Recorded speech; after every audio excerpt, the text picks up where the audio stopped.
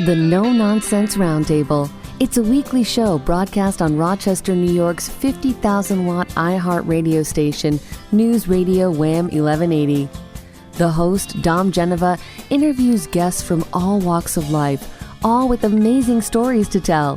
What you are about to hear is a recording of a previous broadcast without the breaks and commercials. Now, here's host Dom Genova. Well, welcome everybody to another edition of the No Nonsense Roundtable. I'm Dom Genova, your host every Saturday on News Radio Wham 1180. And like I like to remind you every week, the past shows are on nononsenseroundtable.com. Now, we all know that Monday is Labor Day, and so I have a special guest that I like to invite in around Labor Day.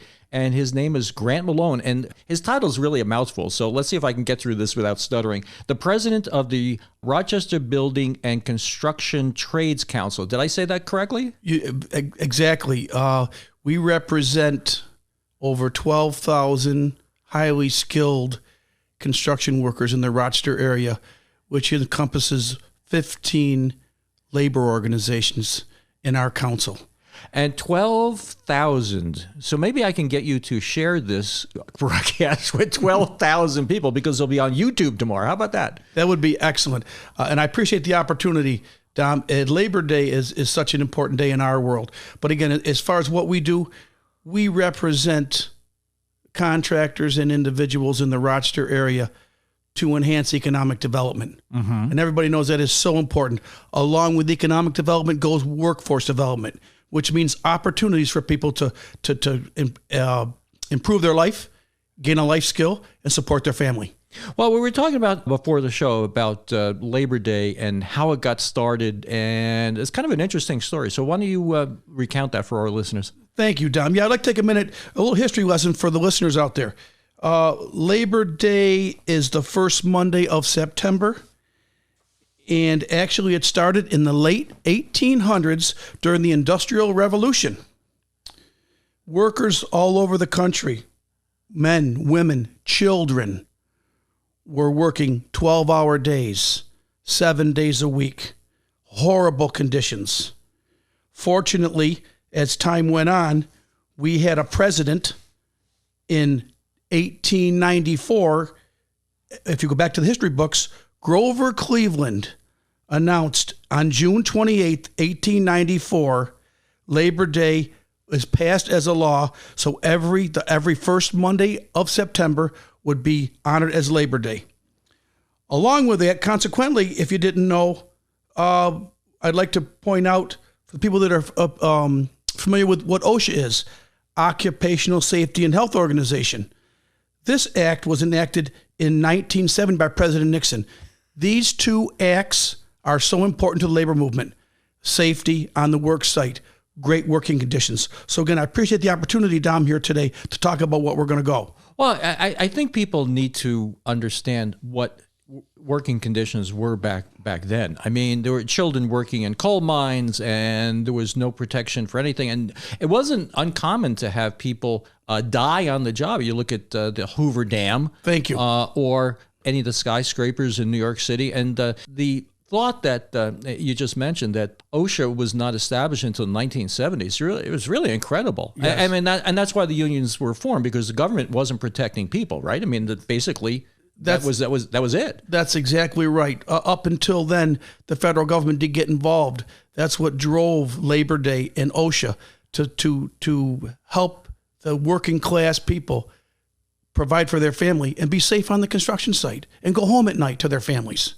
And the thing about people in the trades is that, I mean, you can't outsource somebody building a bridge. I mean, you're hiring people locally to do that. Thank you. And that's so important. You know, we need local people to provide for their families and do these construction projects. So tell me a little bit about your organization, when it started. You said you have 12,000 people in it. And tell me about these people that walks of life, what they're like, and what you do for them, and the whole deal. Okay, what we do for them, we offer a hand up, a lift up, a skilled trades, a future, something that you can't get in a college degree. Okay, these are hands-on jobs, very well paid with great benefits, healthcare, retirement benefits.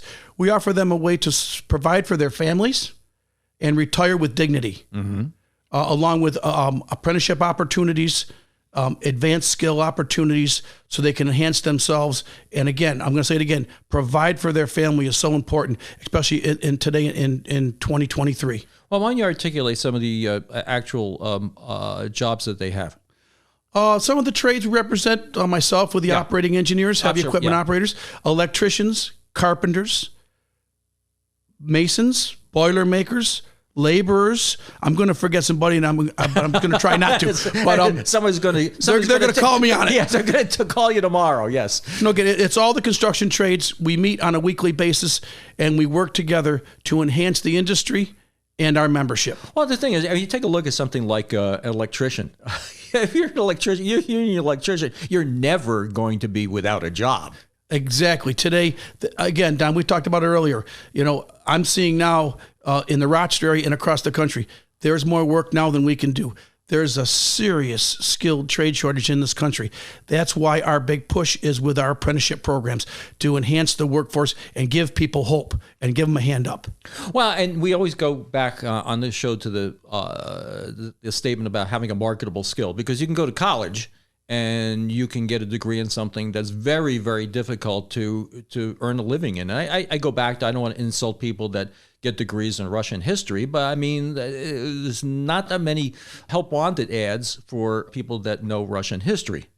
I mean, help wanted ads for somebody who's an electrician, you're probably okay. They're all over. All the trades are looking for individuals. Dom, to your point, you're right. What we do is we owe opportunities to enhance your family. Again, we all have experienced somebody that's gone to college. I've worked with individuals that have a master's degree, but they're in the skilled trades because that's where the work is, that's where the revenue is, and that's where the benefits are. Benefits are so important today. Healthcare, again, I'm going to say it again, and retirement. Retire with dignity. It's so important. So talk a little bit more about that. I mean, the benefits and the retirement. How does that work? Well, okay, most of the trades, it's an hour-based system where every hour they work, they contribute into a fund, and they can either buy their health care or they have a blanket program with their particular union. Retirement is the same process. Every hour you work, it's a monetary contribution into a pension fund, and then when they go to retire, depending on how many hours or years that are in that fund, they can draw from that for the rest of their life. And that's a difference between us and an open shop individual normally. Well, we're also talking before the show about this hand in glove thing you have going with local government, and we're about a minute left in this segment, but we'll get into that because a lot of what you do is dependent upon community support and support by the people that are in office, both locally and the state. I know, and that's got to be something that a lot of people don't know about. And that's a great point, Dom. Yeah, to make this all work, we need the community help. We need individuals in government to support these programs for the good of everybody in the community. So no doubt about it. Those relationships are priceless.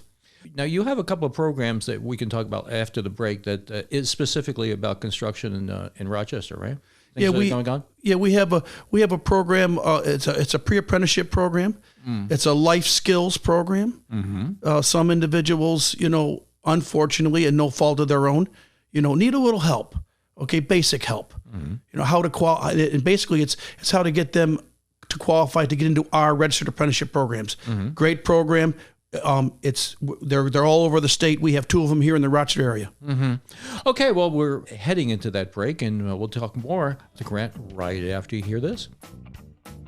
Well, welcome back. We're talking to Grant Malone, the president of the Rochester Building and Construction Trades Council. I think I did it again. Very good. Thank you. Thank you. I usually flub titles, but I guess I got it okay with that one. So Grant, we're talking about unions, but let's talk about the union worker. I mean, the thing intuitively I think about somebody that is a union member is that they have to adhere to a bunch of standards. Not everybody with a soldering iron can come into your home or your building and call themselves an electrician and do electrical work. But you have standards that people have to adhere to. And being a union worker, having a union is a brand. It's a brand like any other brand.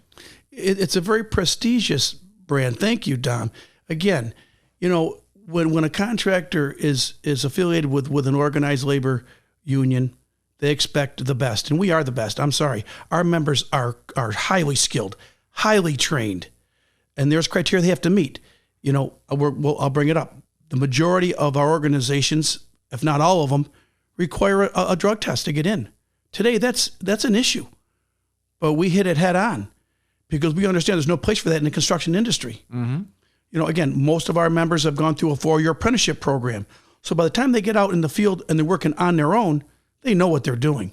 The quality is there. It's been proven time and time again that when you hire a union worker, 95% of the time it's going to get done right the first time, every time. Mm-hmm. We take pride in that.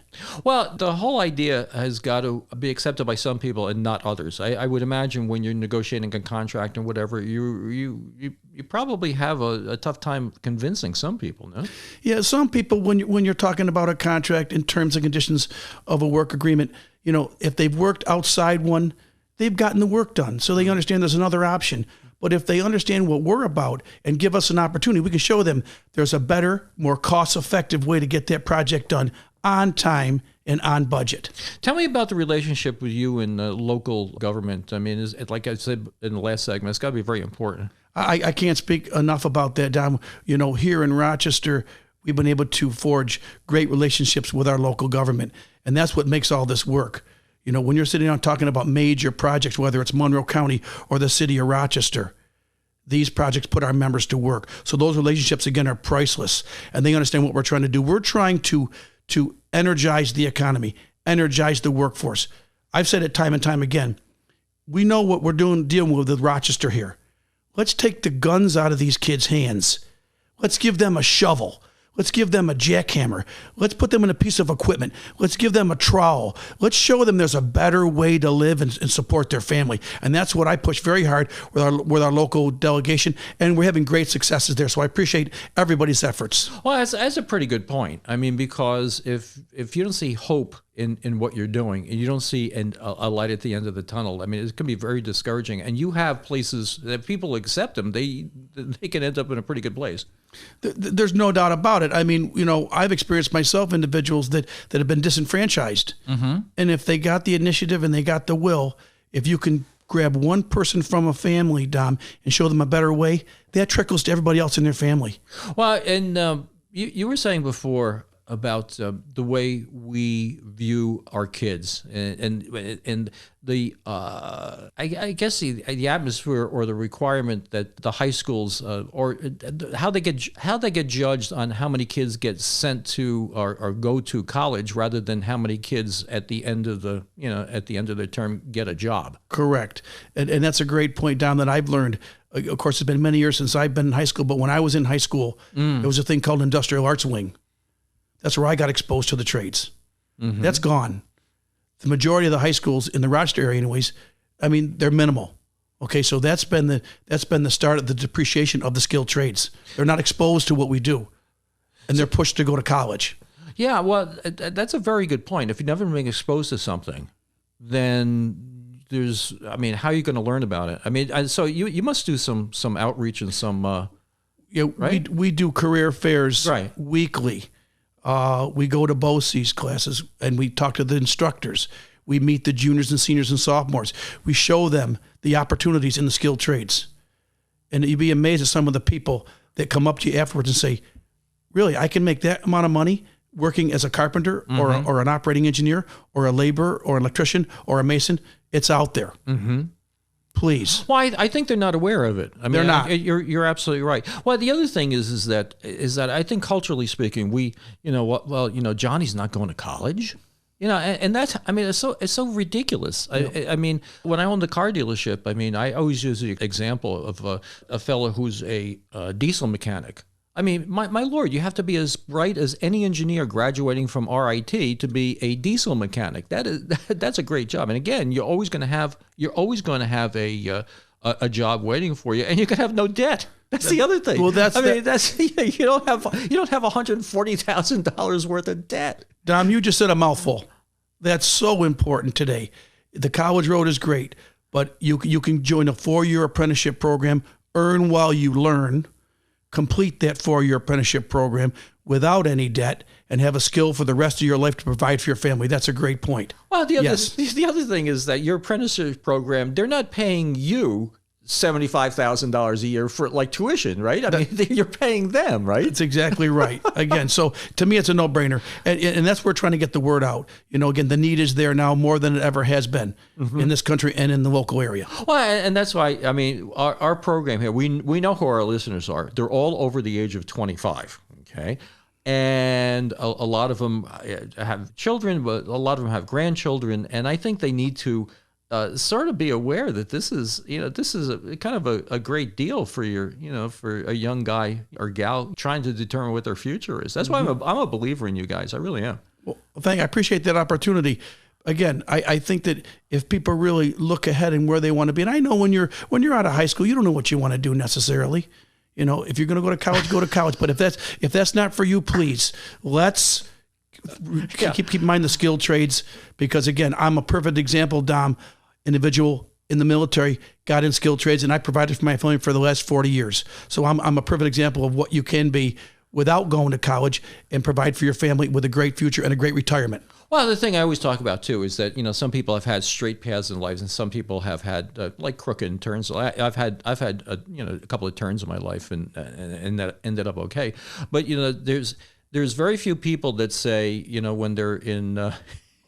When they're in high school, I want to sell cars for a living. You can make a hell of a good job, good living for yourself by selling cars. But there are very few people who say that, or car dealer, which I used to be one. But I think we need to open up people's minds to that this is a path that should be suggested and say it may be for you, it may not be for you, but take a look at it nonetheless, because you have some great rewards at the end of the tunnel. Thank you. And that's a great point that I'm glad you brought that up. I think that I'm going to go back even 25, 30 years ago, even maybe 20 years ago. The skilled trades was frowned on. You had to go to college. Mm-hmm. That is so wrong. Right. And we're finding out today that these opportunities are out there. So I'm glad you brought that up, Don, again, there's nothing wrong with being a skilled trades person. No. Well, I went to college, but I was a crummy student, so I don't mind telling people that my first semester in college at St. Bonaventure, I was in the engineering program. I should never have been accepted into the engineering program, and my first semester I got a 178. So, there you go, case in point. So we're about ready to head into the news break, and we're going to see you on the other side. Well, welcome back, everybody. You're listening to the No Nonsense Roundtable, and we're talking to Grant Malone, the president of the Rochester Building and Constructions Trade Council. He has 12,000 members, and and coincidentally, the Nielsen report says that we have 12,000 listeners, and our listeners are all over the age of 25. I mean, virtually all of them, and if you're over the age of 25 up until our age, you either have kids that might be looking for some guidance in their future, or you might have some grandkids that are looking for guidance in their future. And I'm just going to let you have at it. I mean, what should our listeners be saying to their kids about your opportunities? Tom, that's a great question. I would say off the bat, if you've got individuals that are either out of high school, or even if they're out of college and they're not interested in what they went to college for, look into the skilled trades. Okay, there's 14 different apprenticeship programs available, and if they have life issues, and I'm going to be honest with you here, we all know what's going on today. Along with the apprenticeship programs, we have programs that are called pre-apprenticeship programs. These are life skill programs, and when I say that, I mean, in order to qualify to get into our registered apprenticeship programs, there's criteria you have to meet. High school diploma, drug-free, no felonies, misdemeanors, things like that. Childcare, transportation. These pre-apprenticeship programs that are out there help get you ready, get you over these hurdles so you can qualify for our apprenticeship programs. Please, it's a great option.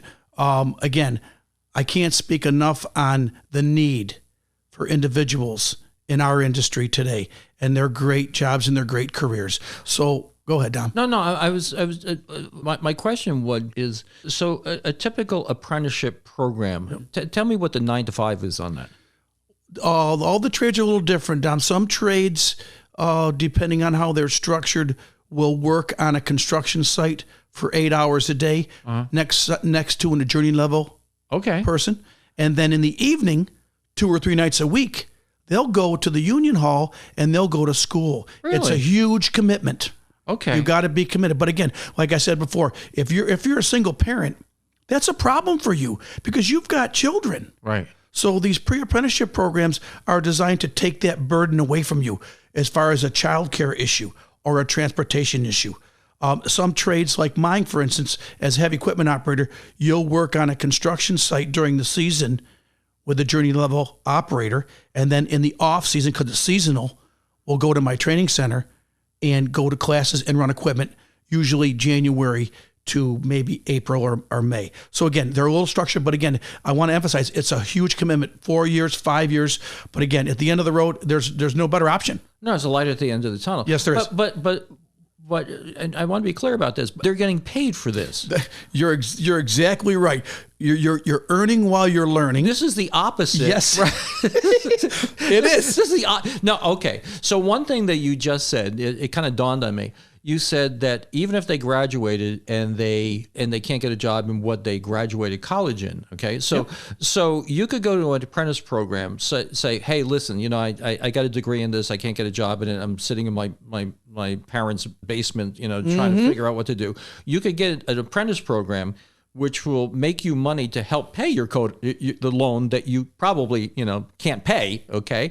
And in the meantime, you're getting an education on something that you can get paid on. Yes. If you want to put in the time and the effort. You're 100% right. It's a life skill that nobody can take away from you once you complete the program. And you're right, Dom. You go to college for 4 or 5 years, you got a huge debt over here. In an apprenticeship program, when you're done, there's no debt. And you've already accrued hours towards a health care plan and a pension plan, along with hopefully some money in the bank, and you've got a skill to take you through the rest of your life. Right, it's the opposite of debt. It sure is. Great opportunity. It's the opposite of that. And I didn't think about that before in those terms, that we were talking traditionally about somebody who's in high school or somebody about to go into college and what path they should take. But, somebody who has realized that maybe they might be at a dead end. Yep. And they graduated, they do have debt, they could take a different path in life. I've seen plenty of people on the show do that. They pivoted in life from where they thought they were going to be. And this pivot's is a pretty damn good pivot. No, you're 100% right. I mean, my own experience, I know I've worked with individuals in the past that even if let's say you're 30, 35 and you want to change your career, no fault of your own. Let's say the company you're working for goes out of business. Right. What do? That you're not too late. Right. These programs are out there. Please take advantage of them. They're great careers. Right, and things are coming and going all the time. I mean, you take a look at some of these businesses. I mean, if you were an executive for Blockbuster, what are you doing now? Exactly right. I mean, things come and go. Yeah. So you're involved with, it sounds really fascinating, the heavy equipment. So tell me about heavy equipment. I mean, that sounds like every kid's dream is to work on heavy equipment. So tell me what heavy equipment that you, what was the first? My own experience. What was the first heavy equipment you worked on? Well, I'll be honest with you, Dom. I came out of the military as an aircraft mechanic. Whoa. And I got a... There's a skill. Yeah, it is. Yeah. It was a great 4 years of my life. Wanted to come back home to Rochester, my family was, so I made a decision to leave, come back home. I joined the operating engineers as a heavy equipment mechanic to start. Okay. Because that was my background. Okay. Did that for about 10 years, and then I decided I want to run equipment, so I got into the crane industry. I'm a New York State licensed crane operator. Okay. So I ran crane for about 20 years, 18, 20 years, which it's a great opportunity. It's a stressful career. I'm not going to say it's not, Don, but financially it's a good opportunity. Oh yeah. And not just a crane, all equipment, highly skilled. Think about an individual when you drive down the highway and you see a piece of machinery on the side of the road. Yeah. What's going through their mind? They're trying to focus on the person in front of them, but they've got traffic whizzing by them on the left-hand side. It's stressful. And I'm one of them, give a lot of credit for doing that on a day-to-day basis. I mean, in all honesty, it sounds like fun. Well, no, it is. Yeah, but I think it's like everything after a while. Sort of stressful. Yeah. It catches up with you after a while, But if you're good at it, like anything else, you enjoy it. Yeah, and you keep doing it for yourself and your family. And then the end of the road, again, I can't emphasize enough. retire with dignity. Yeah. Well, at the end of the day, there's something there that wasn't. There's something there. There's something there at the end of the day. You probably drive by places and you say to your kids, "Oh, I helped build that," right? All the time. I can drive down the downtown Rochester. I put that bridge there. I helped set that over there. And that you can't buy that out of a book. That doesn't come out of a book. That's something that you've done. You've accomplished. And again, it's a great place to be. It's not for everybody because don't forget, you're in the elements. Right. Whether it's raining, snowing, 10 degrees out, you're outside working. Oh, yeah. And it could be nights, it could be weekends. Yeah, I know. But that's the commitment level. Well, I when I was in college, I worked on a surveying crew. I mean, okay. I was the rod man. Sure. Sure. Basically, I held the end of the tape, and I could have been replaced by a rock. But you're right. You're out in the elements. Sometimes it's snowing, it's sleeting, it's raining, or whatever. But on the other hand, it was kind of cool, because you weren't stuck in a cubicle. That's exactly right. For people that can't, and I was one of those individuals. I couldn't work in a building. Oh, okay? I got to be outside. Oh, yeah. So that was definitely the right choice for myself. Yeah. Well, and the other thing is, in a corporate environment, I worked for Chrysler for all those years. Somebody's doing your personnel review. And sometimes it has to do with how well they like you or don't like you, or you're not the right ethnicity for them or something like that. I mean, when you're a machine operator, either you did it right or you did it wrong. Right. I would imagine. Well, if you did it wrong, you're going to know about it. Yeah. I can certainly imagine that. Well, we're about to head into our last break, and we'll see everybody. You'll hear us after the break. Well, happy day or two before Labor Day.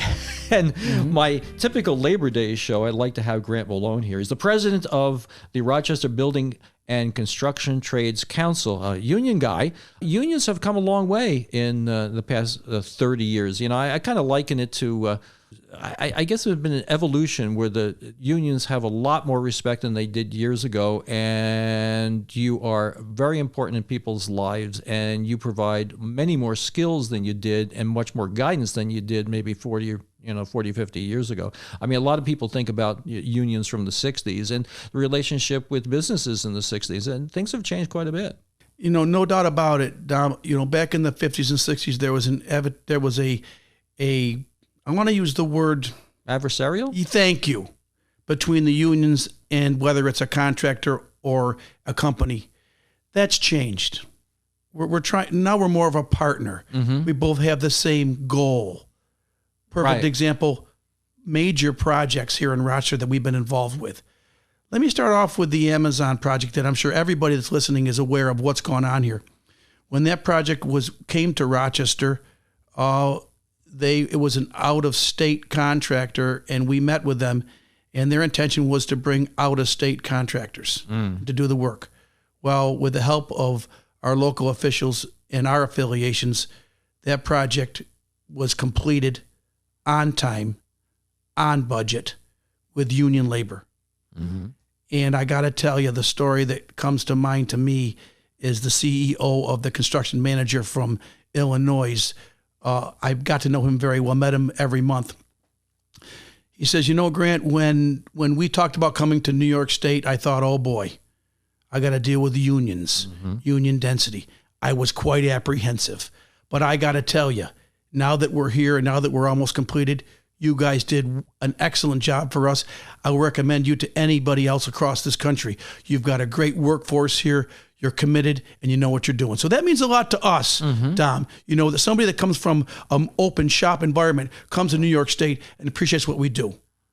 Other projects ongoing. There's a very large project in Eastman Business Park being done by the Li-Cycle project. It's a lithium battery recycling plant, the first one in the country of its size. And we're fortunate to have it come to Rochester.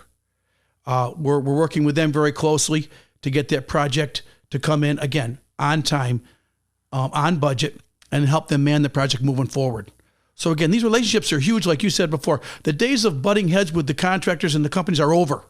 Well, I think the attitude back when was really a zero-sum game. And I've seen a lot more cooperation. Certainly not, nothing's perfect, but the unions realizing that they had to bend when the companies were really in tough shape during the financial crisis. And a little bit what you're seeing now, especially I see with the UAW because I'm associated with the car business, is the union contract that's coming up now. The union's demanding a lot of money. I think there's a lot of positioning is going on with that. But the attitude is by the union is like, hey, we gave up a lot when you guys really needed us. Correct. And, we want a little bit of that back. You want a little bit of that loyalty back. But there's not this, I don't see the vitriol that you would have heard years and years ago. No, and we don't see that either. Yeah. Again, to your point, Dom, again, you said it very clearly, labor gave up a lot during those times, and they want to get a little piece of that back, which I can understand. I can understand that. Yeah, right. But again, I think the other reason that I think we're where we're at is because I mentioned it before. There's a serious skilled trade shortage in this country. Mm-hmm. So these corporations need us. Right. So it's a twofold position, I believe. We need them to employ our members, and they need us to get the work done. Right. Right. I mean, a rising tide lifts all boats. And the thing is that if you look at it as a zero-sum game, you're getting this and I'm not getting that, and you get butting heads. I have an expression that somebody taught me years ago, and I'm not gonna say it on the air. But if you get into this contest with somebody where you get emotionally involved in whatever, you're like, nobody wins. I mean, everybody just gets wet and smelly. I mean, you're 100% right. I get it. And you're talking about a negotiation to me, Dom, and that's right. It's about professional people sitting down, right? And you've got an opinion, I've got an opinion, but at the end of the day, we can agree on something and come to a common ground in the center that everybody benefits from. Yeah. I think we're lacking that not only in the union world, but in the government world. Everything all told. I used to say to my employees, they said, nobody ever sold something, thought they sold it for enough money, and nobody ever bought something, thought they bought it cheap enough. I would say to a customer one time, I know you want to get the car for free. I understand that, but I want to make $3.5 million on you and go retire. So somewhere in the middle, we have to settle for something that we're equally dissatisfied with. So sometimes you hear in the negotiations, especially with this auto one, we want a 40%, increase. And I understand. You want to get the car for free. Right. I understand. But we're gonna settle in the middle, someplace where both of us are not really happy, but we can live with it. That's exactly right. And again, and as far as negotiating goes, that's a great question we ask ourselves every time I leave a negotiation. Gee, was there a little bit more there I could have got? You never know. Always. But again, you always feel that way. That's human nature. That's human nature. That's because we represent our members and they pay us to represent them. So again, great point. I'm about the auto workers, what's going on. I give them credit for trying. They're going to use whatever they can to get what they can for their membership and enhance their families. Well, a couple of minutes left. This is the retail section. So let's tell everybody about your website, how to get in touch with you, how to get into this apprenticeship program. Have at it. It's very simple. You can Google RochesterBuildingTrades.com. Every trade is on our website. You can click on whatever trade you're interested in, and all their information is there. Who to contact, information about their apprenticeship programs. So again, it's very simple. Mm-hmm. Very simple. That's really the easiest way to get it done. I mean, all the different trades have their own websites. So if you know what trade you're interested in, you can always Google that specific trade, like my trade. You can go to Operating Engineers Local 158, and all my information is there. So depending on how far what you already know, what you don't know, there's a place to start. Well, and the other thing I learned from this, I love learning things from this show, is the concept that this isn't just for kids that are looking to start the journey, but if you're in a dead end someplace and you have a college degree and you're looking for something to do, I mean, granted, the jobs you can get at Walmart and whatever, but if you want something that's going to pay you some money, you can have some future in, this is a good place to go. And the other thing that you said something just a little while ago that really made an impression upon me, you came here because you want to live in Rochester. Well, that's the other thing. I mean, if you have a job in the trades, you can stay in Rochester. I mean, you're not going to be transferred, to Orlando, like if you're working corporate.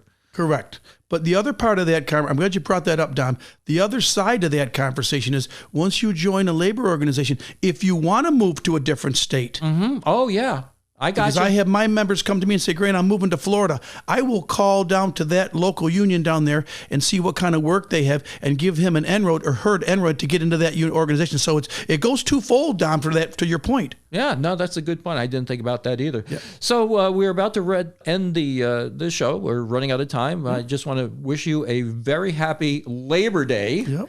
And I'm glad we found out where Labor Day came from. Yep. It's an educational thing.